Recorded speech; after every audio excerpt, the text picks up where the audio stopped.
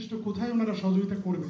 রোববার বিকেলে foreign service একাডেমিতে প্রধান উপদেষ্টার সুইজারল্যান্ড সফর নিয়ে সংবাদ সম্মেলনের আয়োজন করা হয়। এতে সফরের আলোচিত বিভিন্ন দিক তুলে ধরে তার প্রেস উইং।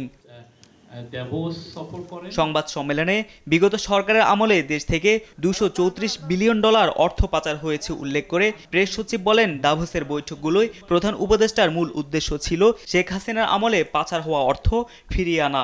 $16 বিলিয়ন করে প্রতি বছর শেখ হাসিনার আমলে বাইরে চলে গেছে, তো সাইফোন অফ হয়েছে, সেই টাকাটা কিভাবে ফিরিয়ে আনা যায় সে বিষয়ে আলাপ হয়েছে। বাংলাদেশের ইকোনমির নিয়ে আলাপ হয়েছে, বাংলাদেশের পরিস্থিতি নিয়ে আলাপ হয়েছে এবং তারা সন্তোষ প্রকাশ করেছে। অন্তর্বর্তী সরকারকে জার্মান চ্যান্সেলর অকুণ্ঠ সমর্থন জানিয়েছেন বলেও জানান শফিকুল আলম। বলেন, দেশটির সঙ্গে ব্যবসার নতুন দুয়ার উন্মুক্ত হবে। ওলাফ শোলজ উনি বলেছেন যে বাংলাদেশের জন্য ওনারা সবকিছু করবেন এবং উনি সউদ্যোগে একটা বিজনেস ডেলিগেশন, একটা স্পেশাল ইনভেস্টর স্পেশাল ডেলিগেশন বাংলাদেশে পাঠাবেন।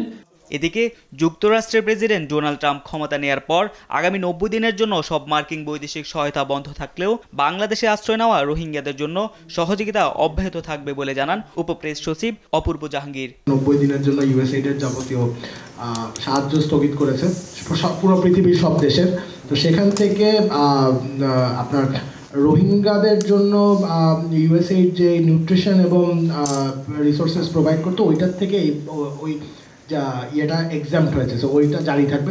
এ সময় রোহিঙ্গা ইস্যু সমাধানে ইউএনকে সঙ্গে নিয়ে বাংলাদেশে একটি সম্মেলন অনুষ্ঠিত হতে যাচ্ছে বলেও জানায় প্রেস উইং। তাতে বিশ্বের বিভিন্ন দেশ অংশ নেবে।